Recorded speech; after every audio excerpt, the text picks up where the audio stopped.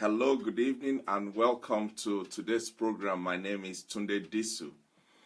You are so welcome from wherever you are watching from, for wherever you are joining us from. I welcome you to this program. This platform is called Become a Better Man. And on today's program, we're continuing with the topic that we started last week. We started looking at self-motivation last week, and that is what we're continuing again this week. For today's program, we're looking at how to be self-motivated. How do you go about motivating yourself? How do you go about motivating yourself? And if you remember, for those who were with us last week, we started looking at what exactly is this self-motivation, or what is motivation, before we start talking about being self-motivated. We looked at different definitions for motivation and self-motivation. And I remember one of the things we said was self-motivation is the ability to keep moving forward, regardless of the challenges and the disappointments and the failures that life throws at you. Somewhere on the inside of you, you have to find something. You have to find the strength. You have to find the reason for you to continue going, because the truth is, what is ahead of you is always bigger than what is behind you. Where you are coming from, irrespective of how far where you are coming from is, where you are going is usually, and more importantly, better, and the draw to the future is usually bigger, or must be bigger, than the pull into your back. Nobody drives a car looking in the rear view mirror. You will crash the car.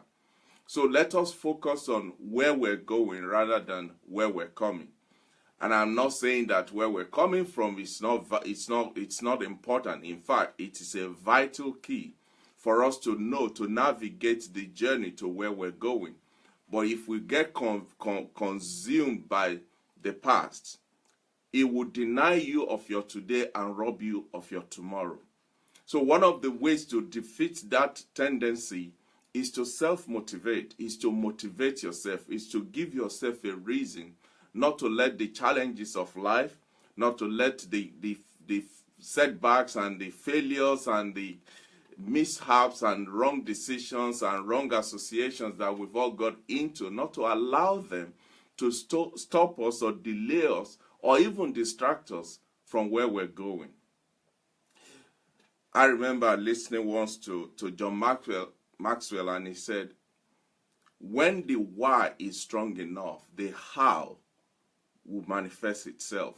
When where you are going and why you are going there, when it is strong enough, when it is consuming, when it is the driving force behind you, how you will get there will come out. And one of the ways to keep yourself going is by being self-motivated.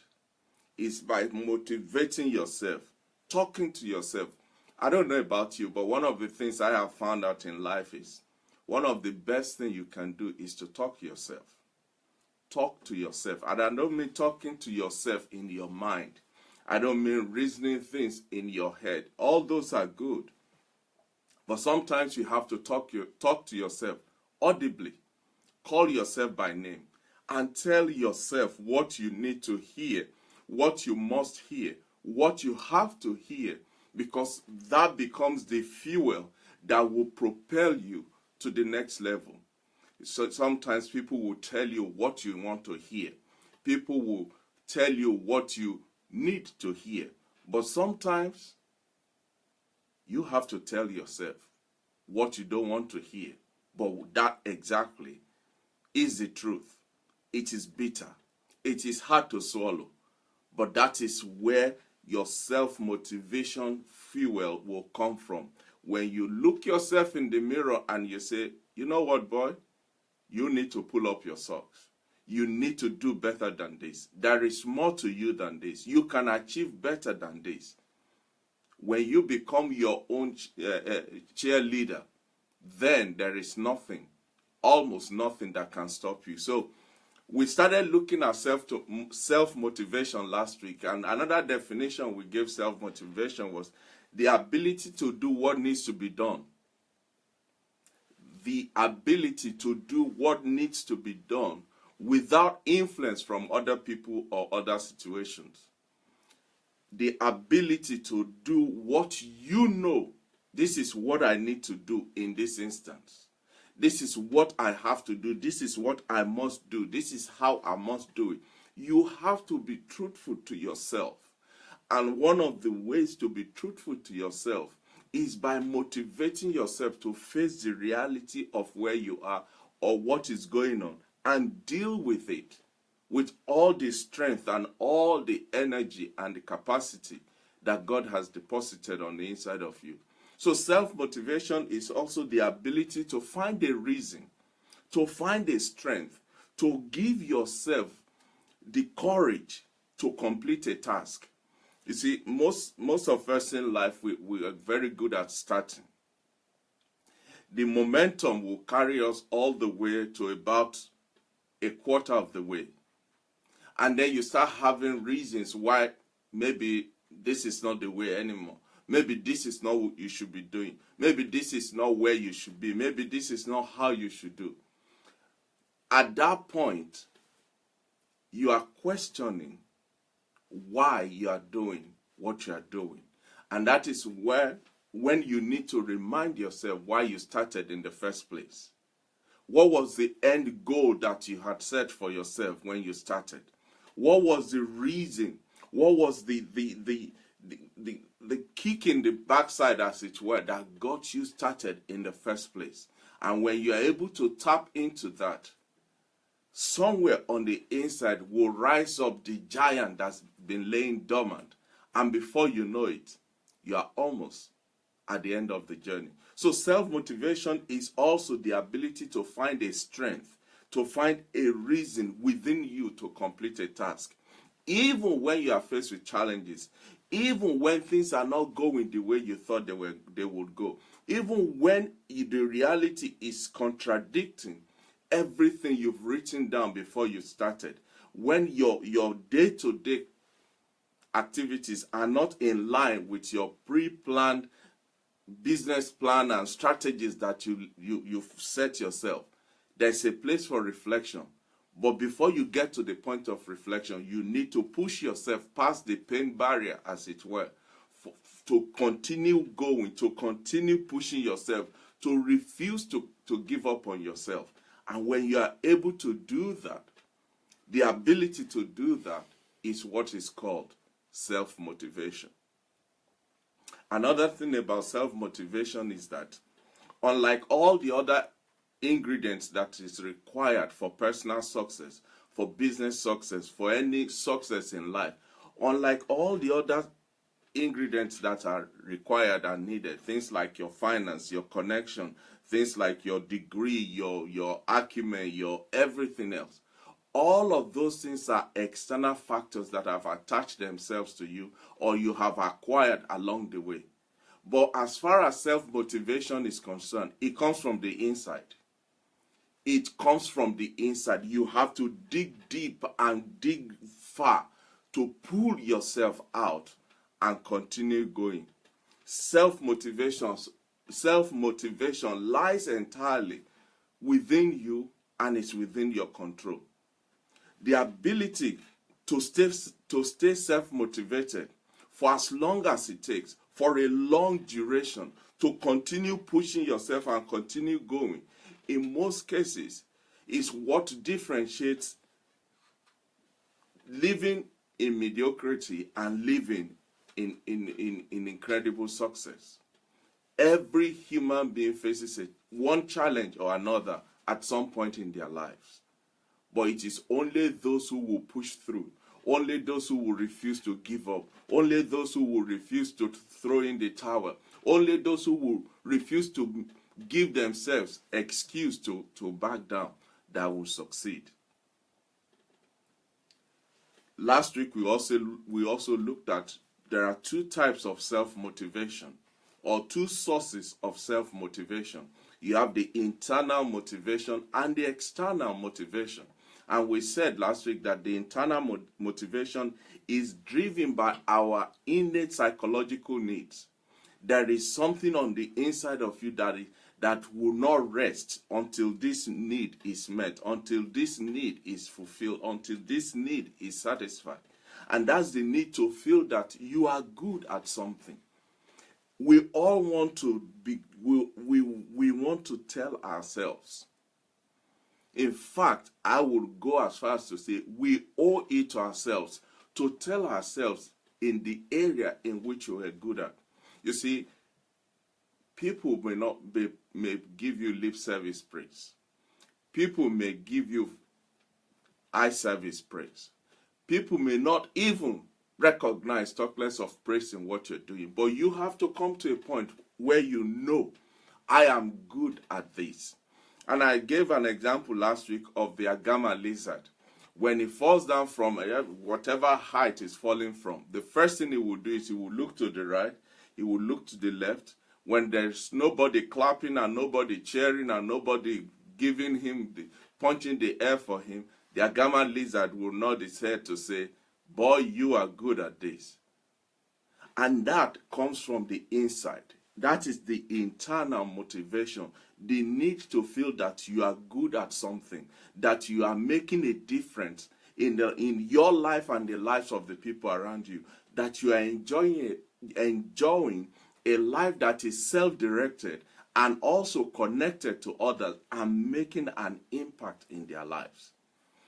That is what internal motivation is all about.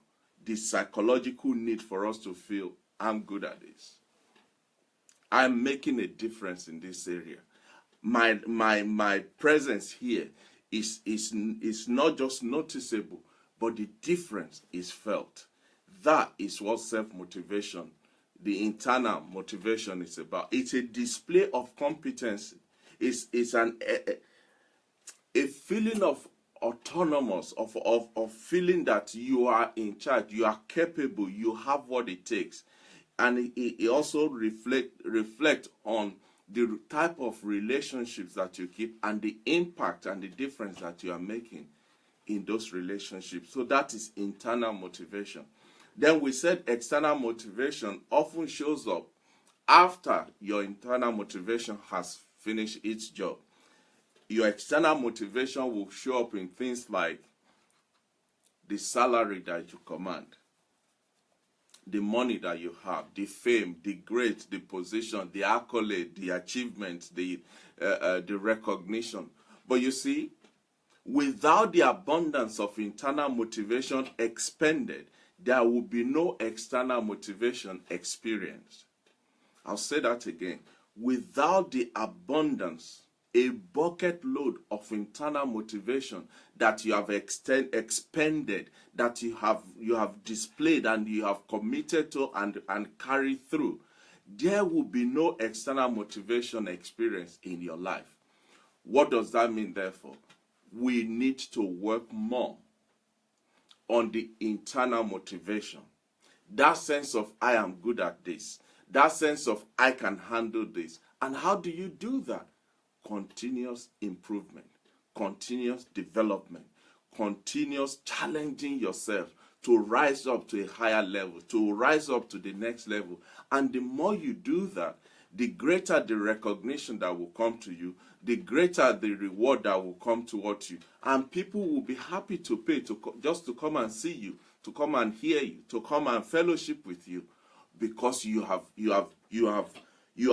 extended your root so deep and so strong on the ground, on the inside, that when your fruits are blossoming on the outside, there is no hesitation, there is no holding back how people will rally around and help you and enjoy what is happening in your life.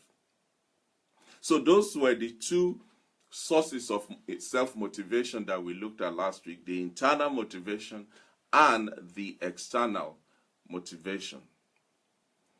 I want to thank all of you that have joined us so far. Let me encourage you, please click the share button so that we can share this. You can share this also on your timeline. Another thing we looked at last week was how we started looking at how to be self-motivated. How do you go about motivating yourself? What are the things you can do? And I mentioned that there are 3 prongs about this. There are three. It's like a triangle. There are 3 sides to it. And we looked at the first side and the second side. The first side we said was you need to get in the mindset. You need to develop a mindset of being self-motivated. You need to put yourself in a position where you can self-motivate yourself. And some of the things we talked about under getting in the mindset was you have to get positive with things in life. You have to see things from a positive angle. You have to expect positive things.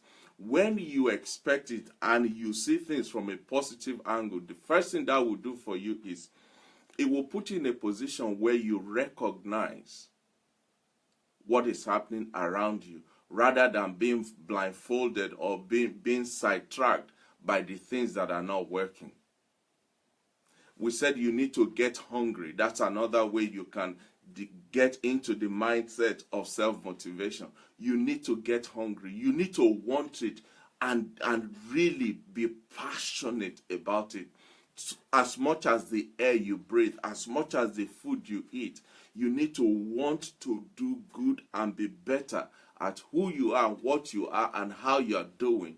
And that comes from an insatiable hunger on the inside that says, I am not going to rest. I am not going to stop until this is achieved.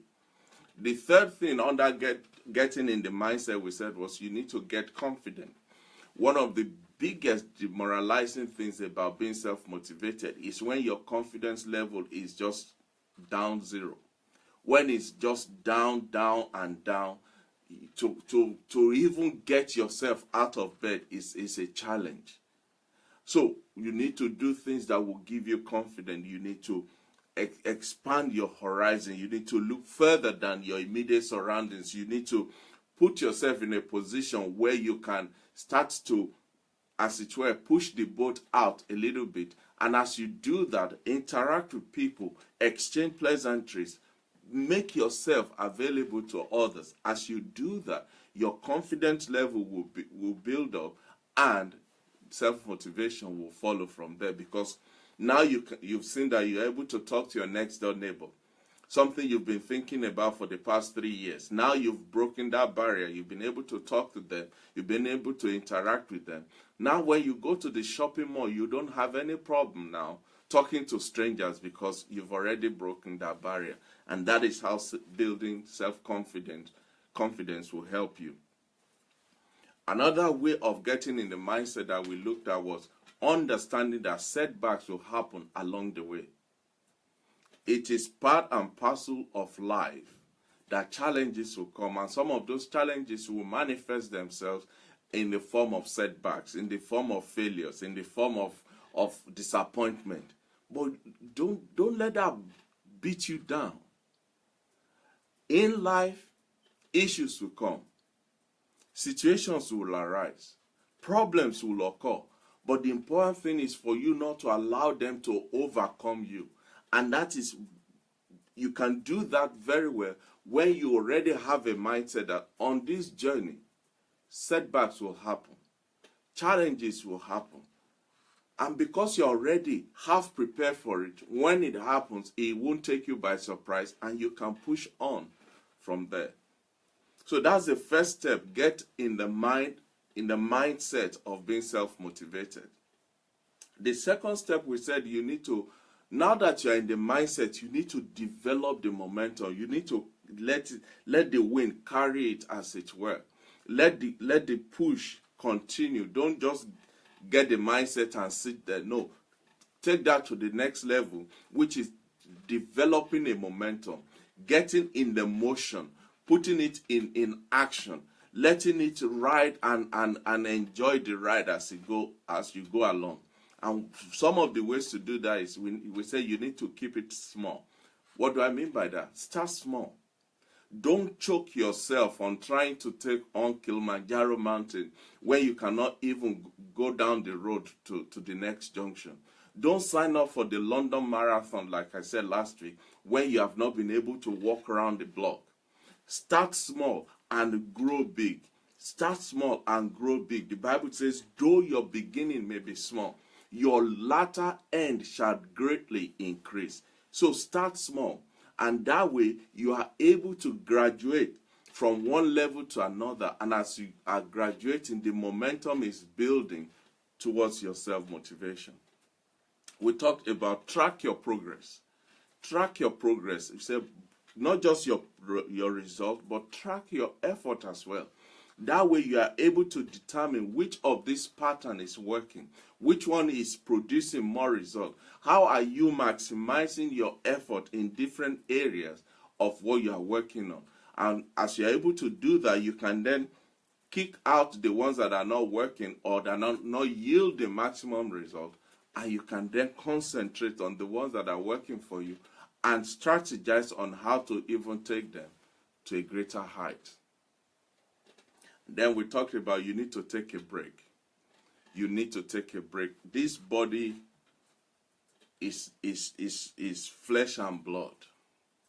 And every now and again, you need to learn to say, do you know what? It's break time, and we're going to shut it down for a day, for half an hour, for 2 hours, for a weekend, for a whole week.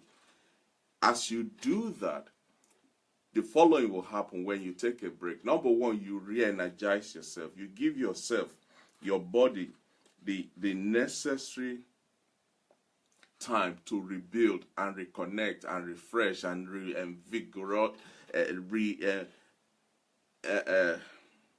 to re-energize itself. Number two, when you take a break, you give yourself time to reflect on what you've done so far, what has worked, what has not worked, what you need to tweak, what you need to change, how you need to go about it. And number three, when you take a break, after your break, you are more refreshed. There is a new surge of energy that will take you, that will give you a quicker return on your effort than if you just keep turning the wheel over and over and over again. So it's good to take a break as part of developing the momentum for your self-motivation. I hope this is adding something to you out there. So tonight we're looking at the third angle of how to be self-motivated. The third angle of how to be self-motivated. You remember we said the first angle, you need to get in the mindset. You need to cultivate and develop a mindset that will help you become self-motivated. Number two, we said you need to develop the momentum. Don't move from the mindset now to keep the mindset from just a mindset, but put it in motion. Get it going. Give it leg to walk. The third way by which you can do self-motivation is by staying on track. Staying on track. You see, especially in this day and age, in this life that we live, we are all easily distracted.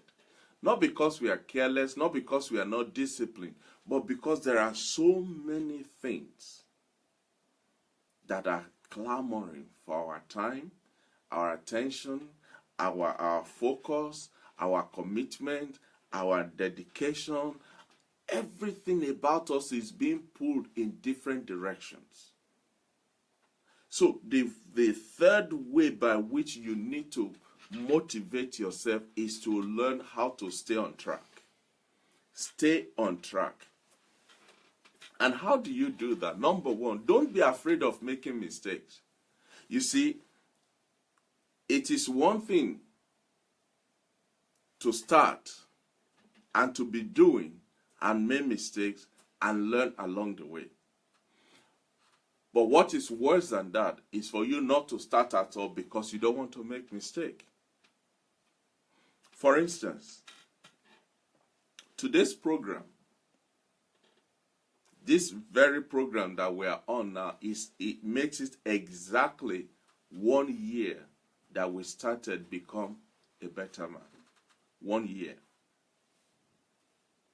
when we started, I wasn't like this. I was just rambling and just trying to add this to that and make things flow and all. And I'm still learning, I'm still growing, I'm still developing, I'm challenging myself every day to be better at this. But when we started, I could have said, I don't think I want to start this. Because what if it didn't work? What if I don't know what to say? What if I don't even have what to say? What if nobody wants to listen? And all the what ifs and what ifs and what ifs. What if I started and I can't continue? What if I started and believe me, there were so many reasons that were right in front of me a year ago not to start. But then I had to ask myself, what is the worst thing that can happen? The worst thing that can happen is I start talking and I run out of idea, or nobody pay attention, or nobody wants to hear me, or it doesn't work out, or I can't continue, all these. But I then have to look beyond that. I have to accept the fact that it's possible that could happen. But the flip side to that is, what if it didn't happen that way? Or what if even if that happened and nobody is concerned about it?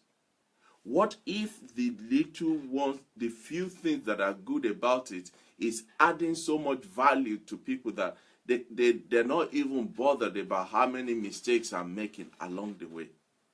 What if the facts I'm giving, what if tomorrow they find out that some of them are not correct? Well, the truth is, when I gave the facts, as far as my opinion is concerned, they were correct at that time. So what am I saying? In order to find the best way of achieving something, you have to do things you've never done before. You have to put yourself out. You have to open yourself up to making mistakes and be vulnerable. Mistakes will happen if you are growing and getting better in life. If you are not making mistakes, it's an indication that you are not growing, that you are not developing, that you are not moving forward. You are static in one place. But if you are moving forward, if you are growing and expanding and enlarging yourself, you will make mistakes, because the areas that you are expanding into, the areas you are extending yourself into, they are areas that you have never been exposed to before. So you really don't know how it's going to work out. And in the course of you navigating yourself through the maze, you will make mistakes. But there is nothing wrong with making mistakes. It's the lessons that we learn from those mistakes that will make us better at who we are tomorrow.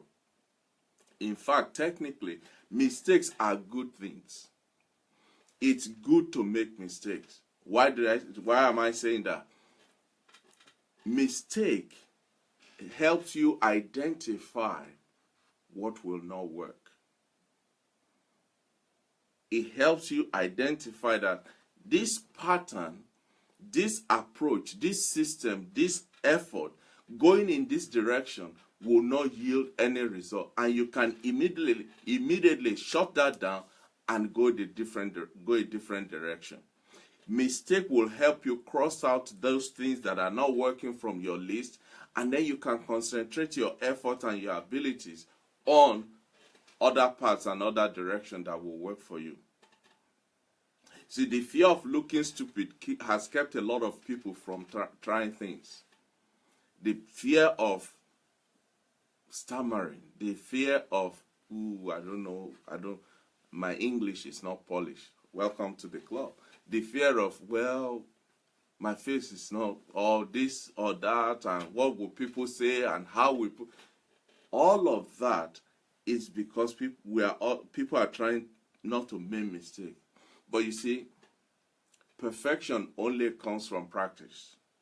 It is when you have done it over and over and over and over again that you will perfect how to do it. But if you are just waiting to perfect it before you do it, it will never happen. It will never happen. Don't let mistakes drag you down. On the other hand, just because you've made a mistake doesn't mean that it's the end of the world. Don't let one mistake drag you down, discourage you, derail your vision and your goal. Don't let it make you feel like there's no point in trying anymore. Anyway, I mean, just look at the result. Look at how terrible that performance was. Don't let mistake drag you down. Failing doesn't matter. I'm going to say that again. Failing in life does not really matter. It is getting back on our feet that matters. That's why the Bible says a righteous man may fall 7 times, but he will get up again. He will get up again. So, number one way of staying on track is don't be afraid of making mistakes. It's part of life. Number 2, keep people around you that will motivate you, that will help you focus on where you're going. We all need reminders. We all need what I will call bumpers along the way. When you are about to go off rail, they bump you back. When you're about to go a different direction, they kick you back in line. We all need motivators around us. We need people that will keep reminding us of where we're going. That is one of the greatest things that one of the biggest gifts God's giving to men, which is in terms of their wives. They are great motivators. Men, when we know something or something is birthed in our spirit, we are very quick to tell our wives and anybody that will listen, oh, this is what's done and this, and which is great. But then halfway through, we develop cold feet, or we start and then we become lethargic and you just don't want to, the motivation is not there. That is when usually your wife will say, but you said this. But you told me that this is what you're going to do. But this is what you said you are going to do. This is what you are very enthusiastic about 6 months ago. All that is being motivated by people around you. And sometimes it doesn't even have to be people. It could be things around you. It's natural to get off balance and forget where you want to be, but these external motivators like your spouse, your people around you, or things in life, they remind you of where you set sail to go in the first place. People can be your external motivators. And this is how you can do that. Tell people where you're going, what you want to achieve. Trusted people that you can commit to. And make them to hold you accountable to that goal and that vision and that purpose. And by so doing, you now have people, they're not just motivators around you, but they are also holding you accountable to what you said you're going to do. And that is another way of staying on track, because now you have somebody or people in your life that you have to go and give account to of your progress or lack thereof. The third way by which you can stay on track and about staying on track of being self-motivated is to keep good company. Keep good company. Bible talks about bad company corrupts good morals. Keep good company. Why do I say that? There is no good thing in life, in a man's life, that will happen outside of the relationships that he has. The people around you, they are so important to you reaching and achieving your goal and your purpose. Therefore, it is paramount. It is so important for you to choose in whose company you want to be. Bible talks about a good man chooses his friends carefully. The company that you keep says a lot about who you are. the company that you keep says a lot about where you are going and how you are going together and whether you're going together. I was reading an article some months ago. We did a program on this platform about mentorship, and we're looking at who is mentoring who and how to get a mentor. And one of the things I found out during my preparation for that program was even the people that we all adore and really excited about and want to be whatever, the so-called celebrities, most of them, they have people in their lives that keep them. They have good companies in their lives that keep them in check, that help them along the way. See, having a mentor is one of the best things anybody, man, woman, boy, or girl can have in life. Having a mentor is so vital because your mentor is not just your friend. He's your little helper. She's your third eye. He or she is the person that can see round the bend where you can't see and can easily pull you back. Oh, no, don't go that way. This is the way. I've been through this part and I can tell you where the bumps are. You need to avoid them. Mentors are great people to have in your life. And if you don't know much about mentor or how to find a mentor or how to choose a mentor, what mentorship is about, go on my YouTube page. You will see the program we did on mentorship. It will bless you.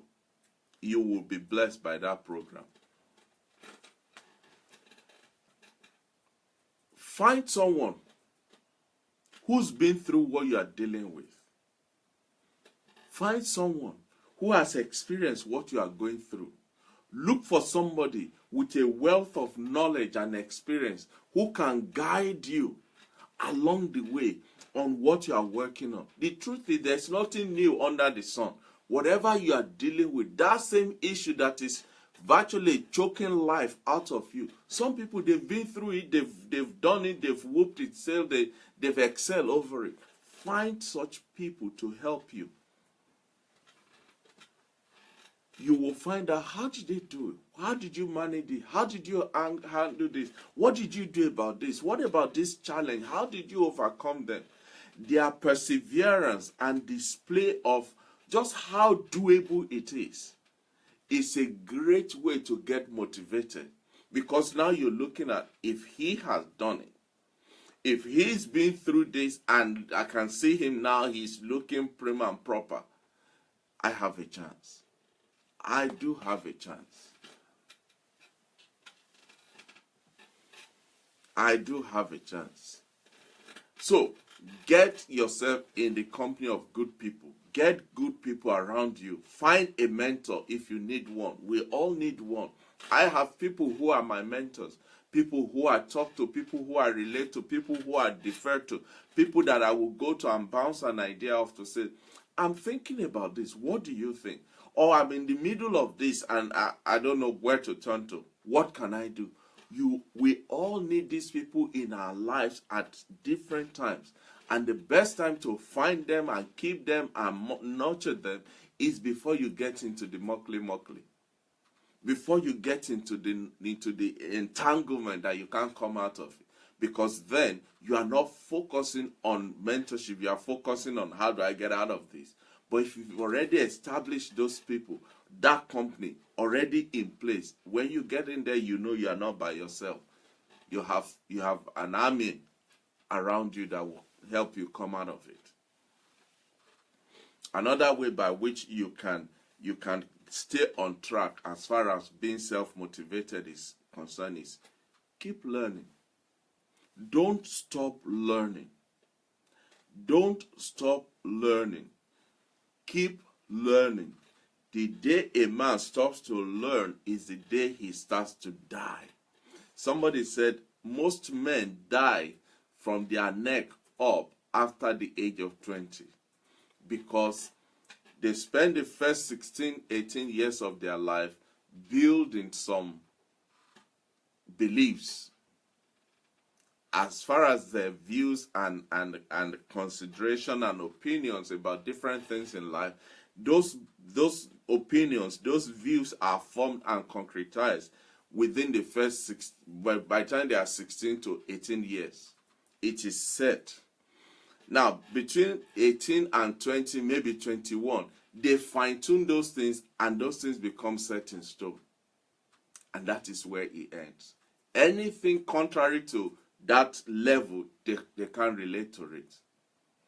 And that is why they say they die from the neck up, because intellectually they're not developing, they're not increasing, they're not improving. They spend the rest of their life defending what they learned when they were 16.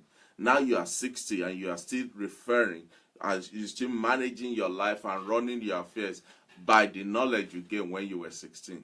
So one of the ways to keep on track of being self-motivated is you have to keep learning. You have to keep learning. I cannot begin to explain how much I have learned and grown in the 1 year that we've been doing this program. Do you know why? Because for every week, I have to go and learn something new. I have to go and refresh my knowledge about something. I have to open myself up to new ideas and new ways. What do other people think about this? How are other people relating to this? What's the contrary view that people have about this particular topic?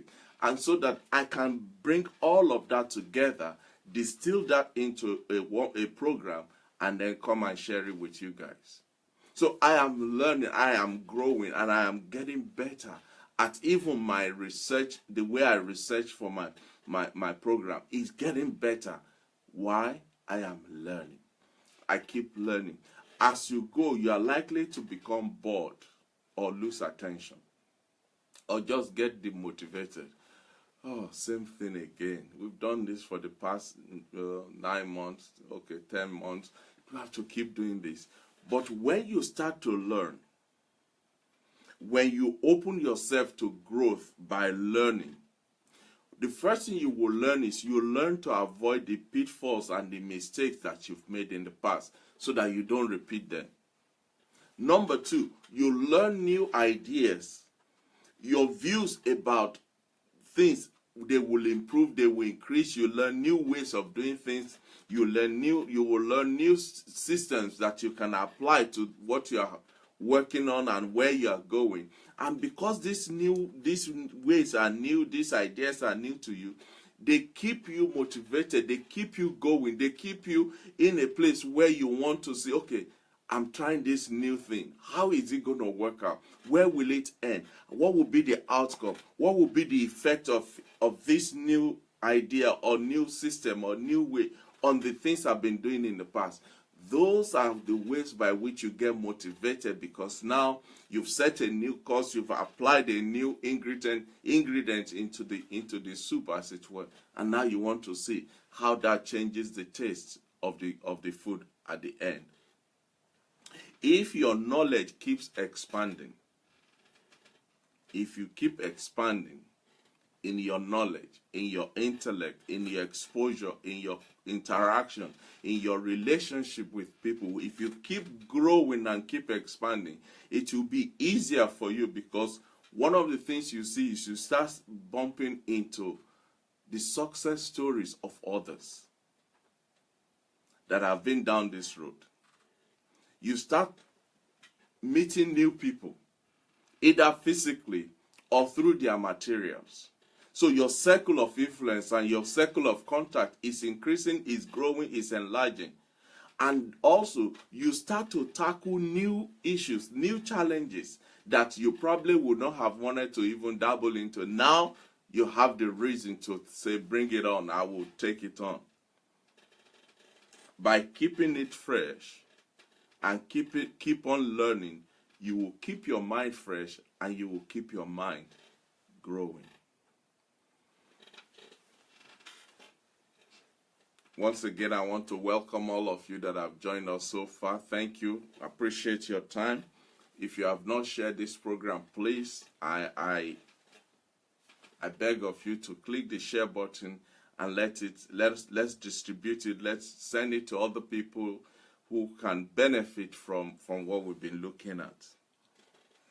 Another way by which you can keep on track is avoid the mistake of comparing yourself with other people.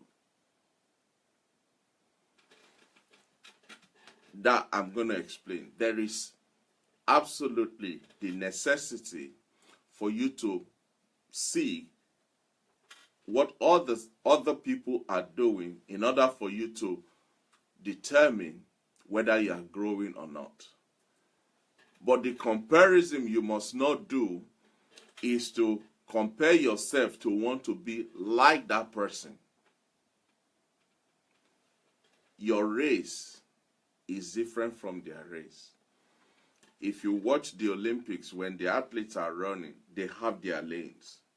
They are all they are all competing in the same race, but everybody's got his or her own lane. And if you cross even by half an inch into another person's lane, you are disqualified. Whether that person is next to you or not is immaterial. The moment you cross into another person's lane, you are disqualified. It's the same thing in life. We are all on this racetrack, heading to get the goal, heading to get to the finishing line, heading to get the award and become the best and the greatest in what we're doing. But in the course of doing that, don't get distracted by looking at how many strides they are taking for every 2 seconds. In every half a minute, how many steps are they taking? Because when you do that, you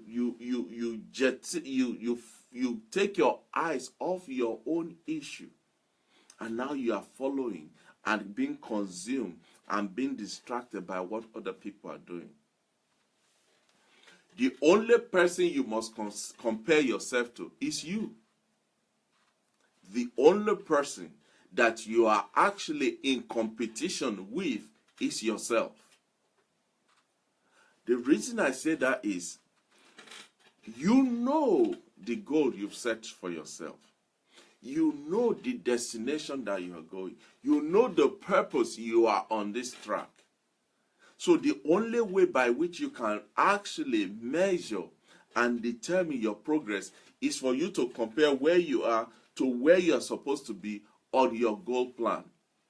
Am I where I am supposed to be at this time on this journey?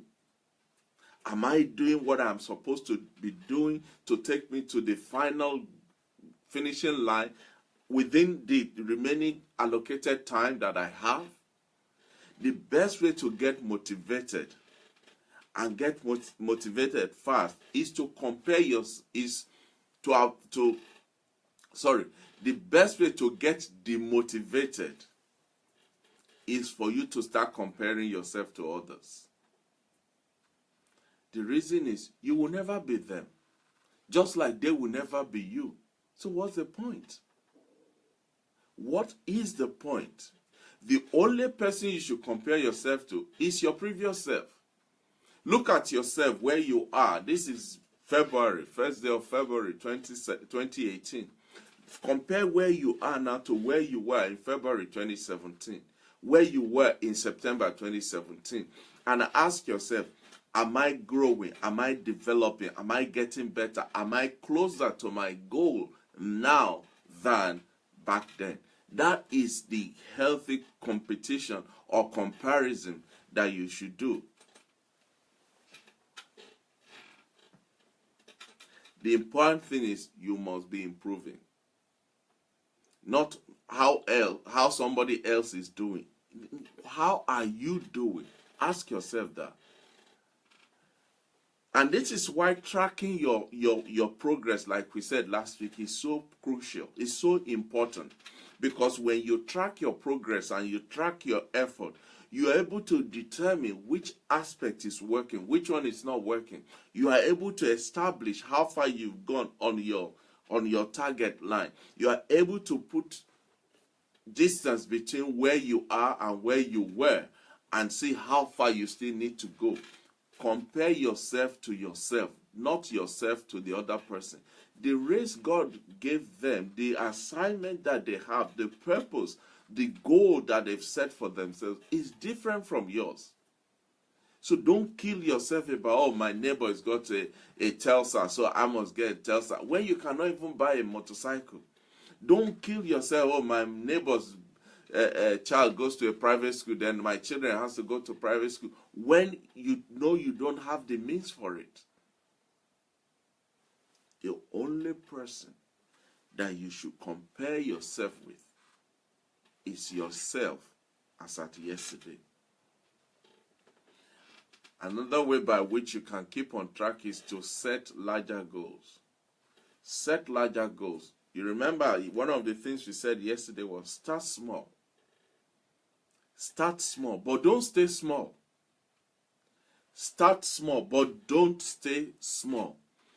When you start small and you have achieved that small goal, raise the bar, and raise the bar, and raise the bar.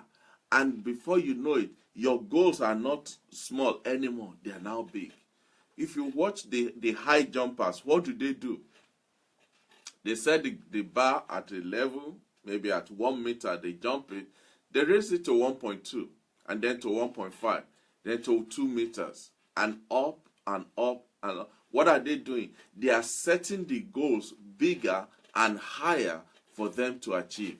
And you should do the same thing in your personal life. Start looking at the big picture.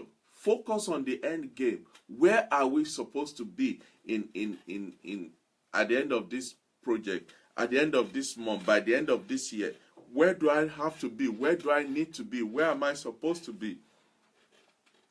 Keep the end goal in mind in all that you're doing. If you do that, your end will start to pull you towards where you're going, rather than your past dragging you back to where you're coming from. There's light at the end of the tunnel, ladies and gentlemen. And it's not a train coming towards you. There is light, but you need to set your goal to where that light is, because that is your end goal. Start planning for what you will do when you reach the goal. Okay, my goal this month is I want to lose 5 kilograms or 5 pounds or whatever it is. Now you've come to the end of the month, you've looked at your result, and you've actually you've lost 6 pounds or 6 kilograms. That is not the time to sit back and start eating those fatty food and get yourself no, that is time to say, okay, by the end of March, I want to actually have lost 7 pounds or 10 pounds, and then start working towards that. Set larger goals for yourself. That will keep you motivated as you go along. And finally, how to get self-motivated. Help others. Help others. Help others. When you are nearer to the end of your goal, or you've achieved your goal, you will have learned a lot along the way. You'll have experienced a lot. You have taken in a lot. You have processed a lot of data and all of that. But you then need to find a way of cementing that in your life and in yourself. And one of the best ways to do that is find somebody and be a mentor to somebody. Be a big uncle to somebody. Be somebody's big auntie. Be somebody's buddy that you can help along the way. Now, they will see you as helping them, which is great. But the reality is you are helping yourself, because you now have the opportunity, number one, to practically test those theories, those hypotheses. You now have a perfect opportunity to test them out and see whether they will work or not, and how they will work, and to what extent they will work. And as you do that, you also polishing your ways, you fine-tuning your system. I don't know if this happened to you when I was in secondary school and in college. One of the best ways to revise for an exam is not to just sit down in the library and read and cram. No, it's to find somebody who is still struggling in that subject, and you start explaining to them, this is what this means. If this is this, then this will happen that way. Now, the person is going to be, wow, this guy is helping me. But what you are doing actually is also helping yourself.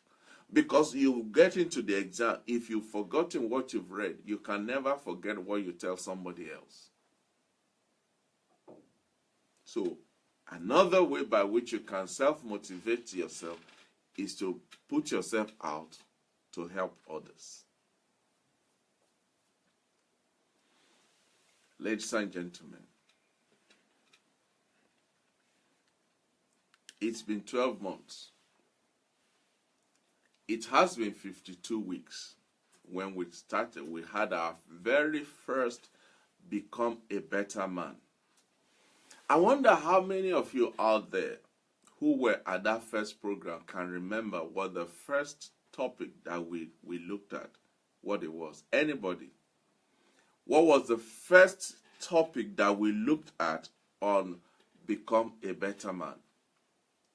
Anybody out there that can remember?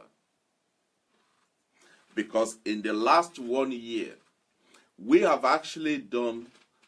covered 33 topics.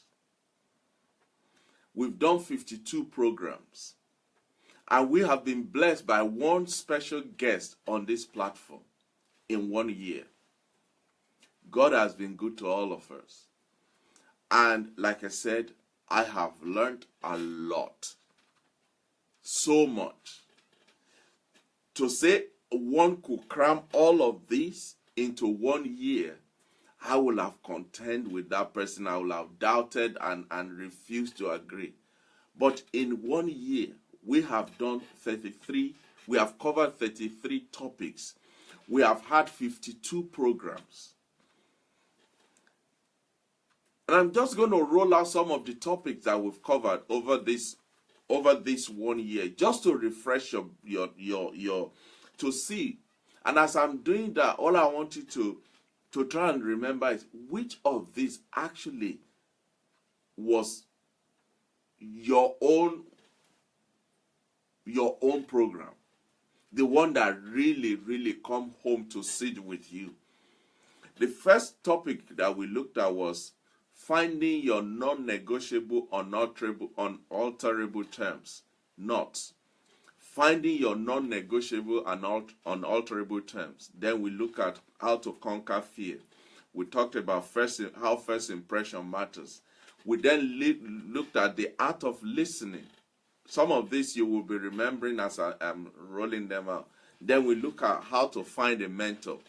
We looked at how to become a better man, work, become a better man, serve, become a better man, play, become a better man, be assertive.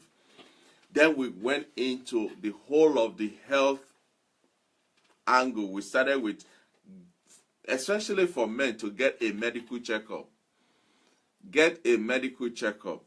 And if you have not done it, I am still encouraging you, make an appointment with your GP and do a thorough medical checkup. It could save your life. Then we look at man and his health, man and his food. And then we had our very first guest on the program when we looked at the reproductive medicine, fertility in men. And that was when we first had Dr. Daniel Imoideme on this program. And I am eternally grateful for Dr. Imoideme for what he did during the period that he was with us on the platform. Then we looked at man and his finance, how to build your wealth, entrepreneurship. We then looked at the myth and the realities of financial independence. And then we looked at a program that a lot of people were not comfortable about, when we talked about write your own eulogy. Assuming you die today, what would people be saying? What would you want people to say about you? And people were a bit uncomfortable because nobody wants to die. I don't want you to die either, but it is something that one topic that we looked at. And then we went back and started looking at the female reproductive lifespan. And Dr. Imoideme did a wonderful job on that topic, just like all the other ones that he did for us. Then we looked at decide to live your dream, infertility treatment. I think we did about 4 or 5 programs on infertility treatment. Then we did decision, the master key to living your dream life. we talked about pay attention, developing your network skills, the art of negotiation, social behaviors. And then we looked at another topic that took us weeks and weeks to finish, how to handle difficult people. How many can remember that? How to handle your boss, how to handle your colleagues, how to handle your family members, how to handle yourself. Then we looked at the rule of three. Burnout was another topic we looked at, and then we looked at the issue of being resilient and the nature of shyness, and then we looked at the discipline of gratitude. And for this today and last week, we looked at self-motivation. Imagine that in 1 year we've covered all of that. There is no way, even if you only attended, you were part of half of those programs, you will have become better than you were this time last year. I have. I know that without a shadow of a doubt. I am a better person today than I was 12 months ago because of this platform. And I just want to give God all the glory for the opportunity to be able to share all these topics and all these titles and all these issues with you people out there. And I want to thank you also for giving me the opportunity to be able to speak freely to you and with you. It has been a learning point for me. I have learned a lot. I have grown a lot. I have become better myself. And I know you have too. So, before we close tonight, anybody want to just write which of all of these topics that we've covered, which one is your favorite? Which one would you pick out to say, this particular one is my favorite? And maybe you have a question on any of them. Feel free to ask the question in the few minutes that we have left before we close. And while you are doing that, while you are thinking about that, let me also use this opportunity to remind all of us, Become a Better Man is a platform that will continue to run every Thursday on this on Facebook. By God's grace, will migrate at some point onto YouTube. But also, from the 5th of this month, from Monday next week, we are starting a new program called Practical Christianity Bible Study. We're going to be looking at the Bible from a practical point of view. We've all had the head knowledge and the emotional feelings and everything that we've had. We've had church, we've had religion, we have seminar, we have conferences, we have confessions, we have praying and fasting and this and evangel. We've had all of that. Wonderful. They've all been great. They've added to our Christian journey, our walk with God, and our lives have been enriched by all of them. But if you are like me, which I know you are, you still have questions in your mind, in your heart, in your head, asking, why is this thing not working as it is supposed to work? Why is this thing not manifesting as we're told it would do? Why is this thing not yielding the result that we're expected to see and experience? And one of the reasons, ladies and gentlemen, is like the Bible says, don't be a hearer of the word only, but be ye doer. The result is in the doing, not just in the hearing. Now, is it because we didn't want to do? No, it's not that. It's because in most cases, we don't know how to do. We don't know what to do. In some cases, we don't even know why we should do it. And this new platform, Practical Christianity Bible Study, we're going to be looking at the practicalities of doing, of being, of living a life of being a Christian. Of being a Christian. Adelaja Latif Alao said, for him, the discipline of gratitude and self-motivation, those were the two outstanding topics for him. All others are relevant as well. More grace and remain ever blessed, sir. Thank you, sir. I appreciate that. The discipline of gratitude and self-motivation. Thank you. I appreciate that. So, please, from Monday the 5th of February at 8 p.m., we will be starting this new program, which will be coming to you every Monday. This new program is called Practical Christianity Bible Study. It's just looking at the Bible from a practical point of view. From a hands-on, put it in your hand, chew it in your mouth, touch it with your hand, smell it with your nose. Whatever practicality that is required for these words to virtually lift off the pages of the Bible and become reality in our lives. That's what we'll be looking at on this new platform. Starting, like I said, on Monday, the 5th of February, Practical Christianity Bible Study at 8 p.m. You don't want to miss it. There is so much God wants to do for you and for me. And whatever we have seen, whatever we have experienced, whatever we have enjoyed so far, they've been great, they've been wonderful. But there's always more in God for us. And this, I believe, is a platform that will help us explore what are these more that we have not touched, what are these more that we have not tasted and we are not even experiencing. I can't wait for Monday to start. It's going to be a wonderful, wonderful, wonderful start.